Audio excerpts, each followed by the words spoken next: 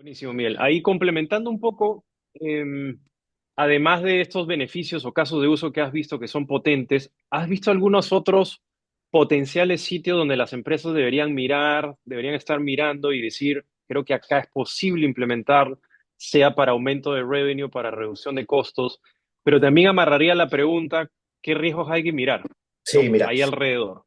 O sea, yo creo que la forma como debemos responder a eso es, hay que mirar las empresas como un conjunto de personas trabajando y esas personas tienen diferentes roles. Hay que pensar en esos roles como un conjunto de tareas. ¿Ok? La inteligencia artificial es madura en algunas cosas y madura en muchas cosas. Pero lo que va a terminar sucediendo es que poco a poco la inteligencia artificial generativa, sobre todo, va a ser muy buena en hacer ciertas cosas. Hoy en día te escribe un mail además mejor que yo, un reporte mejor que yo. Igual hay que editarlo, hay que asegurarlo, pero para muchas cosas te lo escribe así. Entonces te ahorras pues una y media de tiempo y lo pules, ¿ok? Entonces, hay tareas que van a ser reemplazadas y deben ser reemplazadas por la inteligencia artificial generativa. Entonces, mi sugerencia a empresas es, empieza a hacer un inventario de las tareas de tus personas, de tus empleados. Escribir emails, leer reportes, escribir reportes, analizar números, etcétera, etcétera. Y ahí hay que hacer el mapeo luego a la madurez y a la disponibilidad de tecnologías. Oye, ¿sabes qué? Esta herramienta es espectacular para este tipo de análisis o para generar este tipo de cosas. Entonces uno puede empezar a decir, ok, voy a reemplazar estas tareas para que los humanos hagan otras cosas en la que la inteligencia artificial no es buena, se enfoque más en hablar con el consumidor, más no en escribir la primera versión del mail o escribir una respuesta. Entonces yo creo que esa es una cosa importante. Es una manera buena de entender los use cases potenciales de valor, es entender qué tareas tienes en la organización. Ahora, luego, la otra pregunta era, ¿qué riesgos hay? Hay riesgos importantes. ¿Por qué? Porque dependiendo de la solución, tus datos, los datos que tú metas a estas herramientas, podrían estar expuestas a que se metan al proveedor, a que el proveedor cuando tú le pasas tus datos o tu información lo guarde y lo registre, ya sea que lo guarda o ya sea que lo usa para reentrenar sus modelos luego. ¿Ok? Ahora, por eso es muy importante entender quién es el proveedor del servicio y qué tipo de licencia y contratos hay.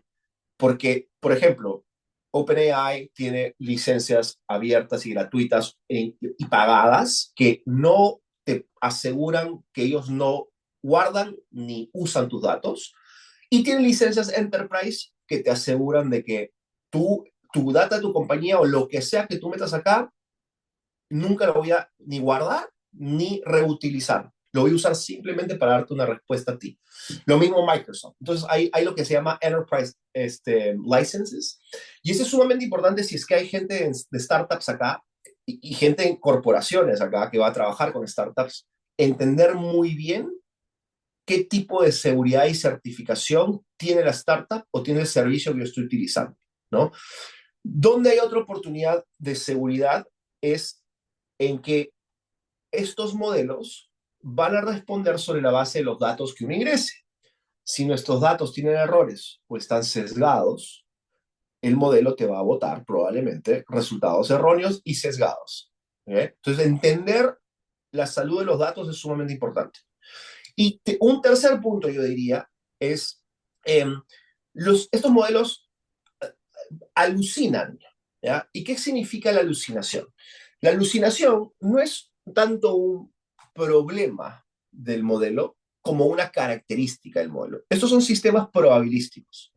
Entonces, la razón por la cual son tan potentes es porque tienen la capacidad de generar probabilísticamente muchas cosas. Tú puedes jugar con lo que se llama la temperatura. ¿Cuánto quieres que sea creativo si quieres o cuánto quieres que sea más determinístico?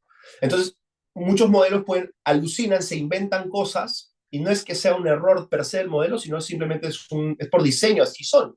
Porque si no, no te puede crear un poema gratuito, o sea, bonito, o armarte un email con cierto tono. Entonces, un poco, pero hay que tener cuidado que eso te puede generar cosas que no son ciertas. Claro, me acuerdo, voy a compartir mi pantalla rápidamente. Me acuerdo que en el programa de GenAI que tenemos en algún momento compartiste esta herramienta, ¿no? Que era el SDK y que justamente ahí te permitía, ¿recuerdas poner el nivel de temperatura, ¿no? Que era literalmente tú podías agarrar un modelo y poner una temperatura más baja, una temperatura más alta. Ahí para que la gente pueda capturar la esencia es, si la temperatura es más alta, ¿qué sucede? Si es más baja, ¿qué sucede? Sí, o sea, mientras más baja es la temperatura, más determinístico es el modelo. Oh, Más, ya, si ok. quieren, también más. Cada vez que corres el modelo, si es cero, va a botar lo mismo. No te va a crear cosas nuevas. Inventar nada, claro, Así es. Si es claro. uno, es más o menos el default. Y si es más de uno, mira, si lo subes muchísimo, empieza a botarte basura. O sea, literalmente te bota caracteres y cosas porque empieza a inventarse y sacar cosas que no tienen sentido, ¿no? Entonces uno tiene que ir experimentando con eso también. Ya, buenísimo, buenísimo. Em, Miguel, ¿qué harían? O sea, acá hay muchas corporaciones acá presentes, ¿no?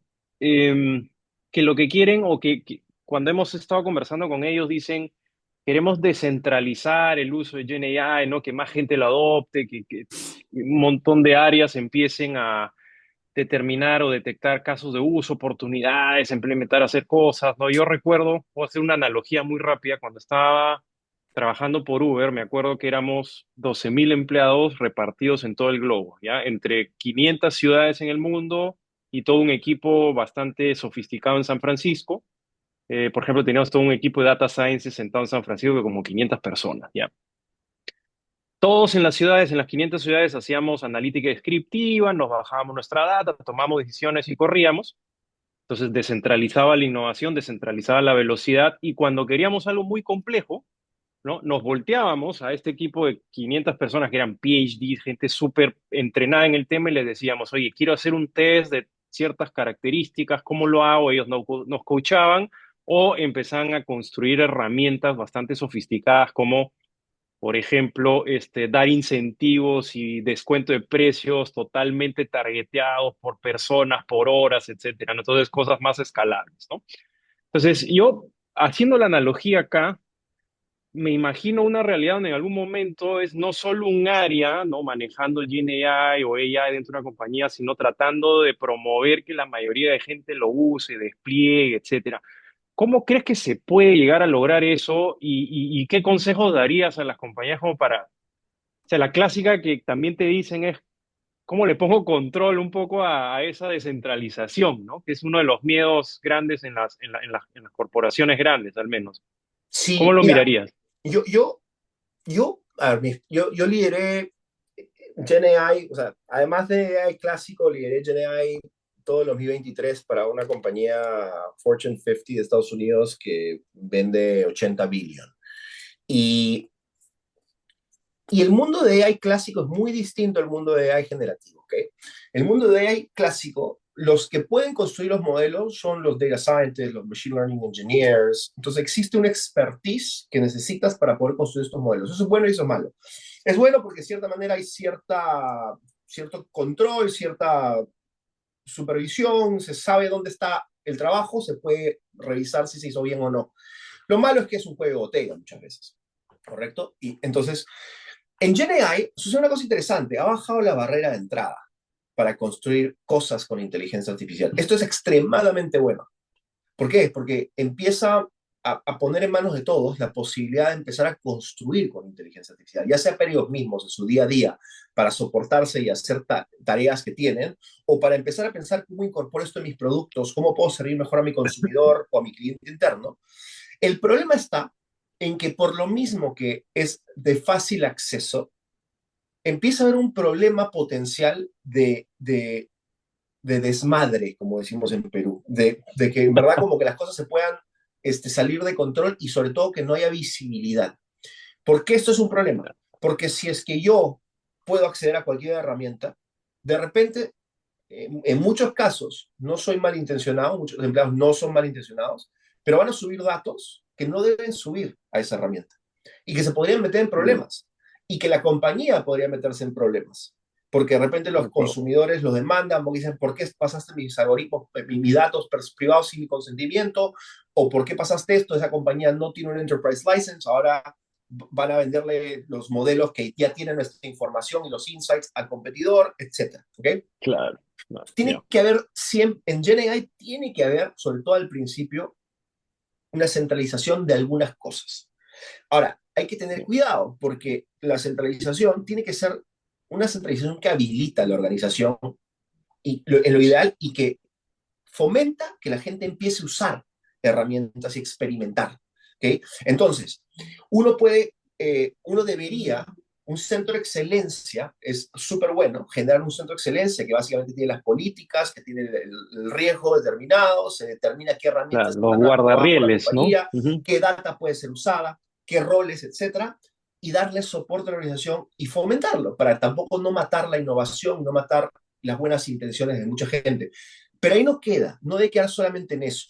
Debía quedar en que existe una retroalimentación. Si yo soy alguien, una compañía de 50.000 personas, 1.000 personas, 2.000 personas, hay que estar aprendiendo y cogiendo esos ejemplos y diseminando la organización para reutilizar esos aprendizajes. Porque ese es el otro riesgo. Un riesgo es, no sé qué están haciendo, lo hacen mal. Otro riesgo igual de fuerte, desde la perspectiva de la productividad, es, alguien está haciendo algo increíble y como no hay conexión, no hay orquestamiento, no estamos aprovechando eso y toda la gente reinventa la rueda. O hemos encontrado el fuego y nadie lo sabe, no lo estamos usando por todos lados. Claro, claro. Ahora, Miguel, vamos al otro extremo. Hay muchas compañías que quieren promover el uso, ¿no? En más colaboradores y que se detecten oportunidades o se utilicen los chats y que hagan mejor prom y que los ayude en su trabajo con miras a aumentar la productividad, ¿no? Que es un caso de uso bien importante en las corporaciones. Pero hay blockers, o sea, es como que todavía no todo el mundo lo adopta. ¿Por qué está pasando esto? ¿Qué se debería levantar? ¿Cómo ayudamos a que se descentralice y se pueda lograr esa meta de productividad más permeada, digamos, ¿no? Claro. A ver, yo creo que hay muchos factores, pero uno de los factores más importantes son ¿por qué la gente cambia la manera de actuar? La gente cambia la manera de actuar sí y solo sí. La nueva forma o nuevas formas son más efectivas o les da más placer o les genera más utilidad. Entonces, ¿por qué esperamos de que alguien que se le diga, oye, esto es súper bueno, empiece a usarlo si es que no lo hemos demostrado o si es que no estamos acompañándolos o si no estamos educándolos en cómo usarlo? ¿Correcto? Entonces, ¿qué está sucediendo en muchas empresas? Estoy trabajando en una investigación ahorita con un profesor de Harvard y estamos explorando diferentes empresas que básicamente están, tienen herramientas de GenAI, pero que no se ha hecho un entrenamiento intencional, programado, bien hecho a la gente. Y doy una analogía. Imagínense que no existe el Excel, ¿ok? Y de repente Uh, vengo hoy día y les digo, señores, ¿saben qué? Y todos ustedes hacen números, contabilidad, finanzas, etcétera, ¿ya? Y de repente les digo, ¿saben qué, señores? Se separan tres grupos. A un grupo no le digo que tengo Excel. Ese grupo sigue trabajando a mano, en papel y todo. Al resto, a los 2 tercios, le digo, oye, ¿qué hay Excel? Acá está, mira, se puede hacer esto, úsenlo. Pero a la mitad de esos, a un tercio, los entreno. Les digo, mira, estas son las funciones, estas son las macros, estos son los pivoteos, bla, bla, bla. ¿Qué va a suceder? Que la productividad de la gente a quien educo y le enseño cómo usar esta herramienta va a ser muchísima más alta que la gente que simplemente lee el Excel. Mucha gente que coge el Excel va a decir, pucha, ¿cómo uso esta vaina? ¿Cómo puedo realmente generar valor acá? Se va a perder. Tiene 1.000 cosas, todos tenemos 1.000 cosas que hacer. Algunas personas empeñosas que no se le entrenó van a encontrar la manera, pero se van a demorar un mes de repente en saber cómo usar una fórmula versus un día con un taller. Entonces, le conviene a las empresas entrenar a su gente, primero que nada, disponibilizar de manera responsable y fomentar que lo usen, enseñarles cómo esto puede ser usado para mejorarles la vida, para que haya un incentivo de que lo usen, porque no, ¿por qué lo usarían? O incentivarlos a que exploren cómo usarlo y premiar y visibilizar a aquellos que lo hacen. Y tercero, hay que entrenar, hay que educar en cómo se hace esto, no simplemente dejarlo al azar. ¿Cuántos de ustedes en sus empresas tienen Copilot de Microsoft? ¿Cuántos de ustedes lo usan? ¿Cuántos de ustedes han escuchado de que no, Copilot no sirve o más o menos? La pregunta es, de esa gente que dice, oye, lo he usado y no me funciona, ¿a cuántos se les ha entrenado? Inclusive en ChatGPT, ¿a cuántos de ustedes se les ha entrenado a promptear correctamente? O sea, imagínense la cantidad de horas que podríamos ahorrarnos como humanidad si es que supiésemos cómo promptear correctamente. Claro, claro, es hacer la pregunta, claro, leí en algún lado que el mundo va a cambiar bastante a aprender a hacer las preguntas correctas, ¿no? Para que todos estos grandes sistemas te boten la respuesta adecuada, ¿no? Y hay Tal que cual. darle contexto y bastante información, y eso no es sencillo, porque no estamos acostumbrados tanto a preguntar, sino más Exacto, bien a tratar de responder, ¿no? Entonces es un exacto. cambio de paradigma bien fuerte. Inspíranos un poco, Miguel, antes de volver a bajar al plano más terrenal. ¿Qué es lo más volado que has encontrado ahorita que se esté desarrollando en el mundo, así recontra inspirador o cosas súper avanzadas que se estén viendo allá en Silicon Valley? ¿Algo interesante que quieras compartir? Yo creo que uno de los conceptos más importantes es entender la inteligencia artificial como un GPT, pero no como un GPT del chat GPT, que es un Generalized Pre-trained Transformer, que es un tipo de tecnología y arquitectura, sino entender la inteligencia artificial como un GPT desde la perspectiva de un General Purpose Technology, una tecnología de propósito general. ¿Y qué cosa es una tecnología de propósito general? Son tecnologías que se embeden, empiezan a ser parte de todo lo que hacemos. Ejemplos de tecnologías de propósito general, el motor a vapor, que permitió los trenes, transporte, etcétera, la electricidad, ¿no? El Internet, los dispositivos móviles, son cosas que hoy en día ya tomamos por sentado. Es parte de nuestro día a día, es parte de la manera como interactuamos entre nosotros, cómo vivimos, cómo hacemos negocios. Imagínense la cantidad de empresas que han sido creadas a raíz de esas tecnologías que no se podía antes. Lo mismo está pasando y va a pasar con inteligencia artificial. ¿Y qué son cosas que están sucediendo acá de vanguardia? Yo creo que hay mucho énfasis en agentes. ¿Y qué son agentes? Básicamente son como un agente que empieza a hacer cosas por sí solo, de manera autónoma. Entonces uno le puede pedir imagínate un ChatGPT y le dices, oye, ¿sabes qué? Quiero empezar un negocio en este espacio, anda y hazme investigación de mercado, y prodúceme un pitch deck para venderle esta idea a un venture capitalist de tanto. Entonces va y empieza a hacer la tarea. Se empieza a hacerlo por su cuenta.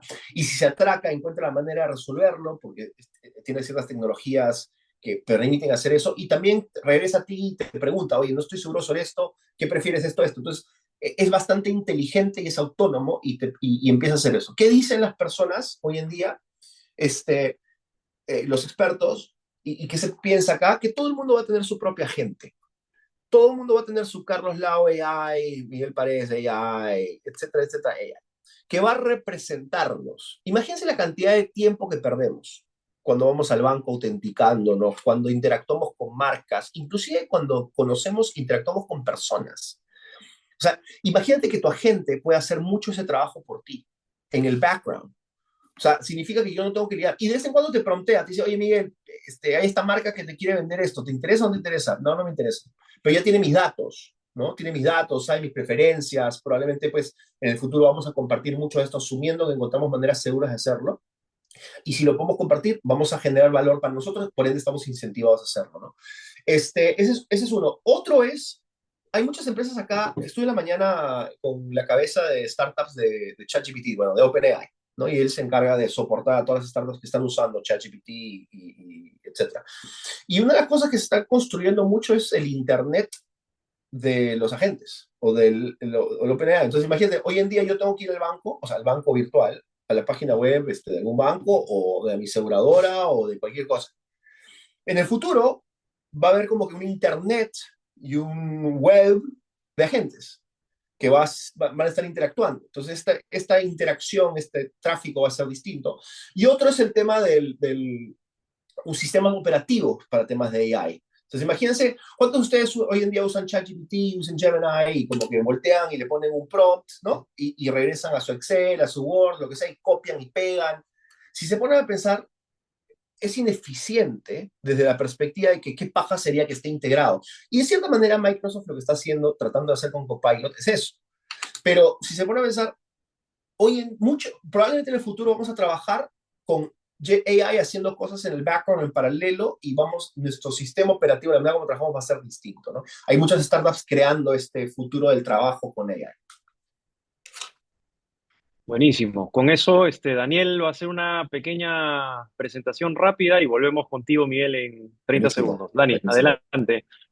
Gracias, Carlos Miguel. Para los que no me conocen, soy Daniel del equipo de Curios. Quería comentarles rápidamente, voy a compartir mi pantalla. Como saben, Miguel ha colaborado con Curios de diversas formas. Una de ellas es co-creando con Curios nuestro programa de GenAI for Business, nuestro entrenamiento de GenAI for Business. Así que en estos 30 segundos les quiero comentar muy rápido de qué se trata. Vamos a estar lanzando un salón muy pronto y ahora les cuento un beneficio que vamos a tener. Quienes dictan este curso como instructores? Para los que no conocen Curios, esto es Cohort-Based Learning. Alguno va a ser Ramés Mawad, también está Franco Pastor y Daniel Bedoya, todos con mucha experiencia en el mundo tech y mundo corporativo. ¿Ok? Em, Muy breve, ¿de qué se trata este programa de entrenamiento? ¿Ok? El primer módulo se ven los fundamentos de GenAI y el impacto en el negocio. En el módulo 2 hablamos de casos de uso. En el módulo 3 identificación de oportunidades de negocio. ¿Ok? En módulo 4 hablamos justo de lo que comentaban ahora Carlos y Miguel, prompt engineering, cómo mejorar y hacer más eficientes los prompts, algunas herramientas y mejores prácticas. Y cierra el curso con el módulo 5 que es desarrollo responsable con AI. Ahí entra la parte un poco más ética de responsabilidad también de la empresa. Y a los que han participado de este webinar, por favor aprovechen. Tenemos durante el mes de diciembre una promoción, un descuento. Este curso está saliendo antes a $590 más IVA, ahora está en $499 más IVA. Esto es hasta el 31 de diciembre, ¿ok? Así que les quedan algunos días aún para sumarse. Y recuerden que este curso, bueno, son 4 sesiones en vivo, live como lo que estamos teniendo ahora. Van a poder preguntar, aprovechar, aprender mucho y transformar sus equipos, ¿no? Y su negocio. Esto recuerden, es independiente si es como persona o lo pueden comprar como persona o como equipo, ¿ok? Para sus empresas. Buenísimo. Gracias, Dani, por el infomercial. Volvemos con el contenido principal. Ya aparece la televisión, ¿no? Cuando salían las propagandas ahí al medio. Pero volviendo al tema, bueno, ahí están compartiendo la información del programa. Para los que estén interesados, pueden compartirlos dentro de sus compañías también. Y acá queremos darles un poquito adicional. Cristóbal dice, llama ya, llama ahora. Queremos compartir un poquito de valor adicional de justamente algunas de las cosas adicionales que entran en el programa, ¿no? Miguel, ahí es donde quería hacerte esta pregunta. ¿Cuál es un buen framework para que las empresas detecten oportunidades, ¿no? Casos de uso, business cases. ¿Qué nos puedes compartir? Now, la típica matriz de factibilidad y valor es una buena forma para aproximarse el valor y determinar y ayudar a determinar en qué enfocarse ahora versus qué dejar para después, ¿no? Y esta matriz básicamente te dice, oye, tú tienes diferentes cosas que puedes hacer con temas de AI que son más o menos complejas o factibles. ¿Qué significa factible? De que, oye, ¿tienes los datos o no tienes los datos? ¿Tienes el equipo o no tienes el equipo? ¿Tienes el expertise o no tienes el expertise? ¿Tienes la plata o no tienes la plata? ¿Correcto? Y otra es, entonces hay algunos proyectos que son sumamente complejos. Y la otra dimensión es la de valor, que es, este proyecto te va a dar tanto de revenue incremental o reducción de costos, o te va a generar tantos puntos adicionales de NPS, o sea, satisfacción del cliente.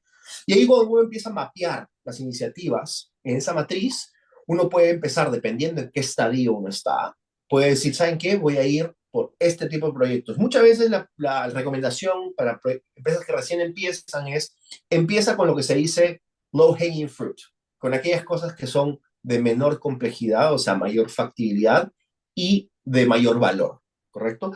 De repente hay proyectos que son mucho más valiosos, pero son más complejos. Si recién empiezas, es sumamente importante generar credibilidad. ¿Para qué? Para que los jefes, la gente diga, oye, sí, esto funciona y genera valor, porque esa es la manera que uno cambia cultura. Si uno, nuevamente, si uno no ve por qué hacer algo distinto va a generar más valor, porque lo vas a hacer. Entonces, la generación del valor y la evidencia y la confianza que daría que algo salga bien y sea algo mejor para la compañía es sumamente importante. Buenísimo. Miguel, prompt engineering. Em, Empieza si quieres rápidamente con qué es y si crees que todos los colaboradores de las empresas deberían aprenderlo, ¿por qué?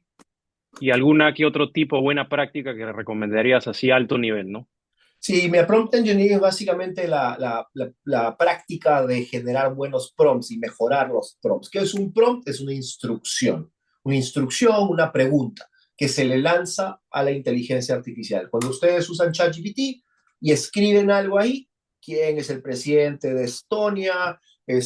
¿Cómo puedo arreglar una bicicleta? ¿Qué me recomendarías para regalarle a mi hija de 12 años? Ese es un prompt, es una instrucción, es una pregunta. Eh, Hay maneras más efectivas y menos efectivas de escribir esos prompts. ¿Okay? Entonces, el proceso de escoger el prompt más adecuado para aquello que estás buscando hacer es el proceso de prompt engineering. ¿Por qué es importante esto? Porque la idea es, imagínense que yo quiero 2 párrafos que me resuma los números y las finanzas de la compañía o el competidor. Y de repente escribo, pasan un análisis de competidor y me busca cualquier tontería. De repente soy más específico. Entonces, una buena práctica es ser específico. Pásame un análisis del competidor X, buscando en estas páginas y los reportes anuales y otras fuentes. Dime las fuentes donde estás trayéndolo y no me des más que 2 párrafos y haz énfasis en, no sé, pues, temas financieros y temas de clientes. De- Te va a dar algo, si es lo que estás buscando, te dará la vena, ¿correcto? Y uno puede ir inclusive puliéndolo, pero vas a ganar tiempo, vas a ahorrar tiempo y vas a gastar menos plata. Si bien es barato usar estas cosas, si tú lo escalas y tienes un montón de colaboradores haciendo esto constantemente, empieza a ser muy caro. Por eso es que hay que ser eficientes y prompt engineering es muy importante para tener el resultado que se quiere al menor costo posible. Genial. Em, Al público mencionarles que en breve vamos a abrir el micro para todos aquellos que tengan preguntas. Entonces, por favor, los que les voy a agradecer es que vayan levantando la mano aquellos que quieran hacer una pregunta. Juan, se está habilitado ese feature acá, ¿correcto? ¿Sí se puede Sí, hacer sí, la está levantada de habilitado. mano? Ya, Sí, perfecto. sí. Entonces, aquellos que tengan preguntas, vayan levantando la mano para que se pongan, digamos, en cola, para hacerlo. Mientras le voy haciendo una última pregunta a Miguel, para que nos vaya, contando y ayudando acá. Desafíos éticos y privacidad asociados a GenAI. ¿Cómo manejas eso? ¿Cómo aconsejarías a las empresas manejar un poco ese riesgo? Miguel, ¿qué guardarrieles, qué caminos, qué decirle a los empleados? En fin. Mira, yo creo que es sumamente importante que una empresa tenga una política o que tenga lineamientos. Y si no la tienen sus empresas, creo que es importante empezar la conversación. Empezar la conversación de que, oye, quiero hacer esto, porque creo que esto va a generar esto. ¿Está permitido o no está permitido? Un poco también hay que guardarse uno y protegerse uno. Y también generar evidencia. Like, oye, mira lo que puedo hacer con esto, ¿no? Mi sugerencia para todos es averigüen si es que las herramientas que tienen son enterprise ready. En otras palabras, protegen la privacidad de los datos. Eso es lo más importante, para que no se metan en problemas sin querer. Porque imagínense que se meten, hacen algo maravilloso, excelente, y dicen, mira lo que he hecho, y de repente el equipo legal o de riesgos o de compliance dice, oye, ¿qué estás haciendo? Estás infringiendo o la ley o un reglamento interno. Entonces, es muy importante entender qué herramientas están usando y si es que están protegiendo los datos o no. Esa es una. Y en guardrails o rieles, o salvaguardas, es importante entender, primero que nada, si tu compañía tiene alguna política de eso y si no la tienes, si tus proveedores las tienen. ¿Ok? Y entender también cuál es en inglés se llama recourse. O sea, ¿qué es lo que uno puede esperar de parte de los proveedores si es que algo sale mal? Es bien importante eso, porque algunos startups van a decir, o sea, nada, o sea, si sale mal, lo siento, o sea, no creemos que va a salir mal, pero no pueden asegurarlo. Entonces, Microsoft, OpenAI, etcétera, lo que hacen es, dicen, yo voy a cubrir tanto de problemas legales si es que pasa esto, ¿no? Genial, buenísimo. Ya tenemos algunas manos levantadas. El resto, por favor, anímense. Al final, esta sesión es para ustedes y teniendo un expertise tan potente como el de Miguel, aprovechen, siéntanse en confianza de hacerlo. No hay pregunta errónea. Creo que todos estamos aprendiendo acá. Vamos en orden de cómo levantaron la mano. Matías, tú vas primero. Buenazo, muchísimas gracias. Gracias al equipo de Curios y gracias Miguel por esta increíble sesión. Eh, a ver, yo tengo una pregunta relacionada a algo que comentaste, por ejemplo, sobre modelos de riesgo crediticio. Y te quería preguntar, que creo que va más, no tanto Gen AI, sino más Machine Learning y AI clásica con lo que acabas de explicar. ¿Cómo estos modelos combinan o cuáles son tus sugerencias para pensar en esto de combinar data histórica estática, ¿no? Como has mencionado que es la base de los modelos predictivos, con data dinámica, como que real time que tú quizás puedas ir obteniendo, ¿no? Conforme avanza el tiempo de tus usuarios, como que para refinar estos modelos y hacerlos más predictivos con situaciones financieras más actualizadas. No sé si me Claro. dejo entender. Sí, mira, hay muchas empresas que están empezando a coger esa data contextual o a complementar su data histórica con, por ejemplo, oye, ¿cuán activo eres físicamente? ¿No? Y hay aseguradoras que lo que hacen es conectan con o te mandan un smartwatch para poder sacar esos datos. Hay compañías que están usando en tiempo real data meteorológica o data de eventos sociales y políticos porque quieren mapear mejor el riesgo. Entonces yo creo que lo que hay que tratar de entender es cuál es el valor marginal de cada dato adicional. Y eso no es fácil, porque si es que nunca se ha usado, ¿cómo determinas el valor marginal? O sea, no puedes. Pero lo, los expertos que construyen esos modelos y que los usan, muchas veces te pueden decir, oye, ¿sabes que si tuviésemos estos datos A, B, C, creemos que podríamos realmente mejorar totalmente la experiencia del cliente o pricear mejor y por ende ofrecer un mejor producto, etcétera, etcétera? Y mi sugerencia siempre es empezar a mapear qué datos nos gustaría tener ese wish list y empezar de repente no se empieza masivamente, se empieza con unos cuantos y vas jugando, oye, porque puede ser también de que esas variables, esos datos son muy buenos para un tipo de cliente, un tipo de segmento, más no para otros. ¿Ok? Entonces, eso también hay mucho de experimentación. Bueno, y si puedo hacer una mini pregunta adicional, Dale. aprovechando que hablamos de Gen AI, y en tema de modelos de riesgo crediticio, algo interesante para pensar nosotros, o algún caso de uso interesante de cómo entra Gen AI en estos. Mira, GenAI es muy bueno para procesar muchos datos no estructurados. Entonces, puede ser, hay muchas conversaciones acerca de cómo muchas compañías están complementando su data tradicional con data no tradicional. Entonces, de repente, accediendo a información del cliente, con consentimiento del cliente, evidentemente, pero oye, ¿de qué manera escribes o qué tipo de actividades tienes o cuán activo eres en redes sociales? Entonces, puedes tener agentes que están haciendo investigación, por así decirlo, de salir a ver, oye, cuán activo es esta persona en redes sociales, qué cosa postea, qué tipo de cosas. Y claro, y es medio complicado porque a veces algunas personas dicen, oye, pues esto es bien Big Brother y todo. Entonces ahí es donde hay que tener cuidado porque puede ser, hay mucha sensibilidad y mucha incertidumbre sobre esto. Entonces muchas compañías no han ido con todo porque les preocupa la reacción de los consumidores. Pero ahí potencialmente hay eso. Ahora, otra forma que se está explorando mucho ahora es la generación de data sintética. Ujú. ¿Cómo usas estos modelos para generar datos que no tienes o generar más datos de casos aislados o no comunes para poder tratar de entender mejor qué está sucediendo, ¿no? Genial, muchísimas gracias. Ahora, a ver, ronda. Ex- Excelente. Vamos con Cristian de Icon. Pues pasamos con Jonathan y luego David. Y luego Cristóbal. Ok, buenísimo.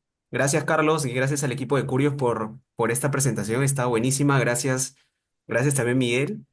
Encantado por esa presentación. Mi pregunta iba más relacionada por el tema de la privacidad y seguridad de los datos, que es un tema muy delicado que nosotros nos hemos encontrado. Dentro de mi startup, nosotros ya llegamos a vender software integrados con una API de GPT que está enfocado en mejora de productividad para proyectos de construcción. Ya, entonces, el problema que nos encontramos ahí para poder escalar el software a nivel más Latinoamérica es que en constructoras o empresas que desarrollan estos proyectos de construcción, el core del negocio justamente es el proyecto, ¿no? La información que hay dentro del proyecto de construcción. Entonces, cuando les dábamos el software para que puedan, como base del conocimiento, para que puedan hacer consultas sobre el proyecto, había un tema de sensibilidad y de privacidad de la información que ellos querían, como que lo tomaban como prioritario ante cualquier otra característica del software, funcionalidad, rapidez, etcétera. Entonces ahí mi pregunta va, ¿cómo nos sugieres proceder en ese caso, ¿no? Porque a pesar de que nosotros ya tenemos, digamos, los acuerdos firmados con GCP, con AWS, con OpenAI, que son proveedores nuestros, de todas maneras nos encontramos con ese problema cuando queremos negociar un escalamiento de nuestro producto a nivel mayor, ¿no? A un nivel regional. Sí, pues mira, el tema de la privacidad de los datos es bien importante y al final uno como compañía puede decir lo que sea, ¿correcto? Y ¿cómo sabes si es que es cierto o no? Entonces, claro, uno dice si es OpenAI, si es Microsoft, como que son tan grandes que dices, si es que no es cierto lo que están diciendo, la demanda es tan grande que debe ser cierto, ¿correcto? Cuando es una empresa más chica, yo creo que uno lo que tiene que hacer es hacer bastante énfasis en los mecanismos de seguridad que uno tiene. ¿No? En que, oye, ¿sabes que yo hago esto en cripto, tengo este proceso que tiene esta certificación, que es SOC 2, bla, bla, bla, bla, bla, ¿no?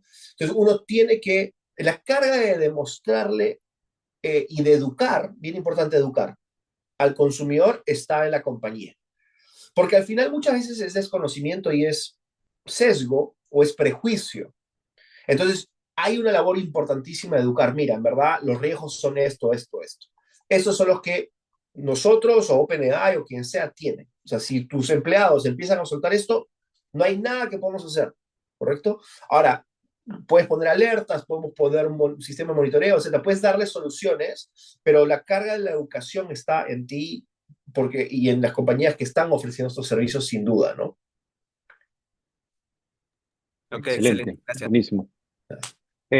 Jonathan, adelante.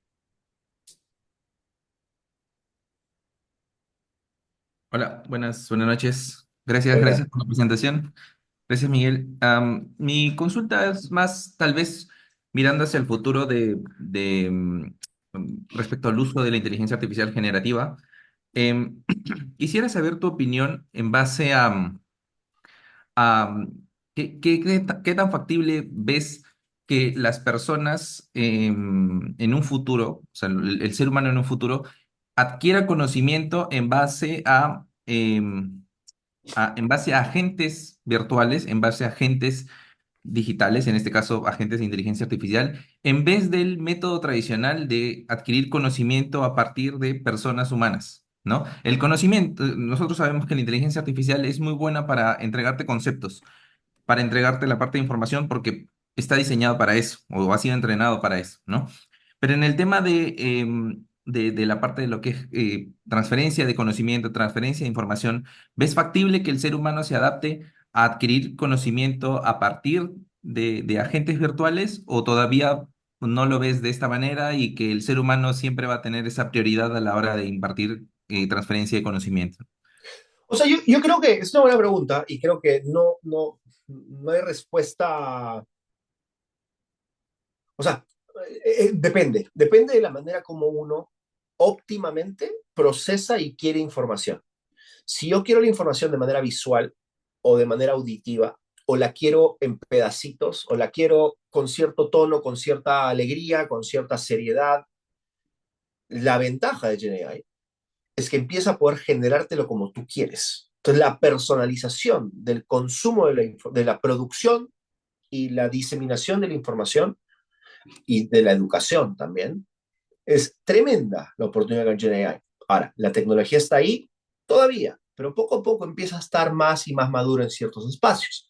Hay una compañía que se llama Eleven Labs que te genera, te sintetiza tu voz y te genera una conversación con tu voz y puedes generar un podcast con eso. Entonces imagínense que aprendemos que Miguel cuando quiere, el feedback que Miguel mejor tomaría en el trabajo para hacer mejor su trabajo y mejorar ciertas cosas, probablemente lo debe recibir de su jefe o al revés, de una persona, no sé, pues una mujer, con cierto cuidado y tacto y haciendo énfasis. Yo creo que definitivamente GenAI trae una oportunidad tremenda. Ahora, hay gente que va a preferir recibirlo de cierta forma y por un humano, sin duda. Entonces la pregunta es, depende mucho de cómo somos y qué cosa quiere cada persona, ¿no? Listo, muchas gracias. Nada. Gracias, Jonathan. David, adelante. David Cabanilla. Hola, ¿qué tal? Buenas noches y muchas gracias por la presentación. De verdad, mucho conocimiento adquirido. Mi pregunta iba con respecto a los prompts y, bueno, al prompt engineering. El output de un prompt depende también del diseño del producto o de la tool donde yo lo esté ingresando. Entiendo que hay tools de distintos contextos como que, que te generan video, te generan imágenes o textos, pero digamos, para hacer el ejemplo más sencillo, eh, un prompt que sea para una tool que genera texto, es posible que si yo el mismo prompt lo ingreso en distintas tools, eh, supongo que me va a dar distintas respuestas. ¿A qué se debe esto? Sí, buena pregunta. Se debe, en primer lugar, a los datos sobre los cuales el tool o la herramienta o el modelo ha sido entrenado. Si yo te doy a ti un libro de física, de química, de biología, de matemática, y luego te hago una pregunta, si es que los libros que te di son de cierto nivel, de cierta complejidad, Entendí. es distinto a que si es que le pregunto a un tool que le di libros más sofisticados y con más información. Entonces, los datos sobre los cuales han sido entrenados estos modelos es un primer factor. El segundo factor tiene que ver con el modelo en sí. Los diferentes proveedores construyen sus modelos distintos, le ponen más énfasis a algo. La ingeniería de la arquitectura es distinta, entonces probablemente va a ser ciertos matices. Hay defaults, hay parámetros, entonces por default está, no sé, pues cierto tono, cierta longitud de respuesta, y uno puede ir jugando, ese es prompt engineering, no va jugando con eso, pero por default va a ser diferente porque los modelos son algo diferentes. En muchos casos los datos son muy similares, pero han sido complementados con otros datos y además con otras técnicas que, por ejemplo, se le hacen las instrucciones o se le pide que cada ciertas cosas hagan o no digan, entonces va a depender mucho de eso. Entiendo. Gracias. De nada, David. Genial, perfecto. Dos últimas preguntas. Karina y luego Claudio. Hola Miguel, gracias, Hola. gracias por la exposición. Yo tenía una pregunta, bueno, yo vengo del lado más creativo, no tanto empresarial, y, y al creativo me refiero al arte, a la arquitectura, al diseño urbano, cosas que requieren de mucha creatividad, capacidad, y también obviamente saberse las reglas de juego, los manuales, los códigos, todo eso, ¿no? Y yo creo que en esta parte no tengo tantas dudas de cómo eso va a ayudar a que un GenAI, un sistema así te pueda ayudar a resolver temas de este tipo. Lo que me genera un poco de duda es cómo está transformando la inteligencia artificial generativa la creación de contenido en industrias como el cine, la música, el diseño. Yo leí o vi, no me acuerdo dónde, que iba a haber una plataforma tipo Netflix que tú podías poner tu prompt y que te sacaba una película para ti, hecha para ti, con los actores que tú querías en el momento que tú querías verlo, una cosa así. Entonces, nada, mi pregunta es esa, ¿a dónde vamos en esa industria? Sí, no, es una locura, ¿no? O sea, hay una compañía que se llama Runway ML y es cofundada por un chileno y por alguien, gente de Estados Unidos, y que es una plataforma que te permite generar videos. Y en verdad, Sora de OpenAI también es otro. Es espectacular. Todavía no está lista, ¿ah? Pero ya hoy en día las cosas que puede producir es una locura, ¿no? Ahora, yo creo que el futuro va a ser una combinación de humanos guiando y haciendo el prompt engineering Y ese expertise de creatividad, de media, de producción, va a ayudar a que sea mucho mejor que simplemente dejarlo en las manos de alguien. Ahora, puede ser que alguien construya un producto muy bueno que sea como que el Netflix de esto. Yo creo que sí, probablemente en algún momento vamos a tener que tú simplemente puedes poner lo que quieras y te genere un juego según los lineamientos que le diste, o una película, o algo así, ¿no? Gracias. Ya. Buenísimo. Última pregunta, Claudio. Buenas, buenas tardes. Buenas, Miguel, muchas gracias por la ponencia. Bueno, mi pregunta iba más del lado de cómo evaluar un sistema que se apoya en GenAI. Por ejemplo, digamos un chatbot que quiero que solamente hable de mi marca, por poner un ejemplo. En Machine Learning tradicional solíamos tener métricas como la precisión, el recall, el F1 score, pues, que de cierta manera nos podía dar una cierta precisión de qué tan bueno era el modelo. Pero en este caso, si existe algún set de pruebas estándar o de qué manera yo puedo evaluar que en efecto ese sistema está respondiendo respecto al tema que quiero que responda y no a otro tema o empieza a alucinar. Sí, es una muy buena pregunta. Existen varios esfuerzos por justamente construir métricas y rúbricas, y en inglés se llama benchmarks, de qué tal responden y performan ciertos modelos en ciertas tareas. Como te imaginarás, el ser humano puede hacer muchas cosas. Qué tal, no sé, pues, qué tal corto la cebolla? ¿Qué tal corto la zanahoria? ¿O qué tal, no sé, organizo mi refrigeradora? O sea, hay mil cosas que podría un ser humano hacer, y la pregunta es cómo lo mides y qué métrica usas, y depende de qué cosa es bueno para alguien, no necesariamente es bueno para otra persona. Entonces hay algunas cosas que son bastante objetivas, que también dependen del para qué. Entonces, si estoy cortando cebolla, ¿qué tal lo estoy haciendo? Depende para qué, porque hay diferentes técnicas de cortar cebolla, por ejemplo, ¿no?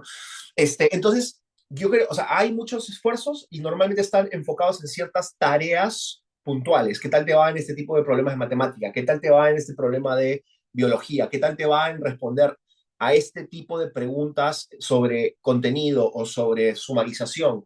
Este, hay Hugging Face, es una startup de AI que tiene un benchmark de esto, que tiene un montón de modelos y tiene un leader score, y van mostrando a los modelos qué tal les va en ciertas métricas, qué tal es el puntaje, que se llama ELO, qué tal le va en diferentes métricas. Es un compendio. Stanford está sacando uno también, tiene uno que es como un benchmark, y hay muchos esfuerzos justamente porque se quiere entender, oye, qué funciona bien, qué no. Pero hay tanto que va a ser difícil medir todo, ¿no? Yo creo que ahí es donde hay mucho espacio para los humanos. Vamos a tener que ser los jueces y los administradores de estas cosas. Buenísimo. Muchas gracias, Miguel, a todos los acá presentes. Espero que lo hayan disfrutado. Manténganse en sintonía. Mañana salen correos con la sesión de hoy, más información de valor para ustedes, y cualquier pregunta, tanto de ustedes como de sus empresas, estamos a disposición. Gracias, Miguel, por el espacio que nos has regalado el día de hoy. Súper bueno, como siempre. Y gracias a todos los acá presentes. Espero que tengan muy buenas noches y excelentes fiestas y fin de año. Ya se acercan momentos para que también puedan descansar. Fuerte saludo a todos. Gracias a todos. Gracias, Curios. Cuídense mucho. Felices fiestas.